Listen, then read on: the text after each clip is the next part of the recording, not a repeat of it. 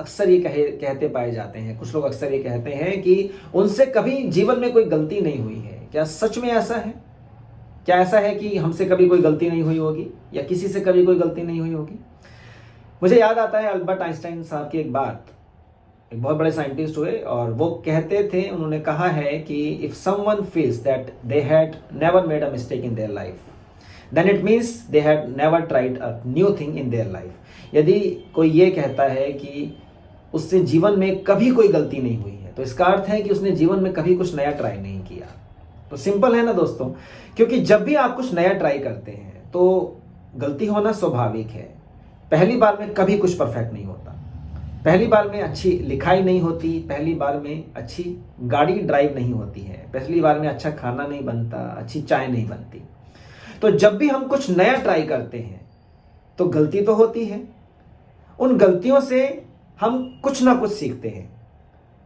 जब हम कुछ नया ट्राई करते हैं तो हमें कुछ ना कुछ तो प्राप्त होता है, या सफलता या अनुभव। तो जब आप आगे बढ़ते हैं तो गलतियां भी होंगी, उन गलतियों से आप सीखते हैं तो अच्छा है। और यदि आपने उन गलतियों को अनदेखा किया तो आप बार बार वही गलती दोहराएंगे, और बार बार वही गलती दोहराएंगे तो सफल कैसे होंगे? सोचने की बात है ना। जीवन में आगे कैसे बढ़ेंगे दोस्तों?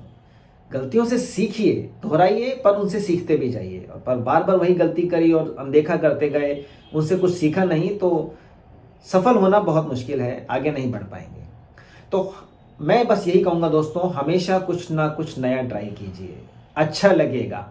हमारा जीवन कुछ इस तरह से है कि जब हमारे जीवन में कुछ नया होता है तो हमें आनंद मिलता है, हमें अच्छा लगता है।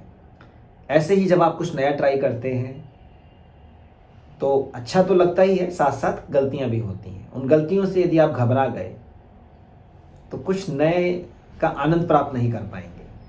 तो जिंदगी आपकी है, जीनी आपने है, ये आपके हाथ में है कि आप कैसे जीते हैं।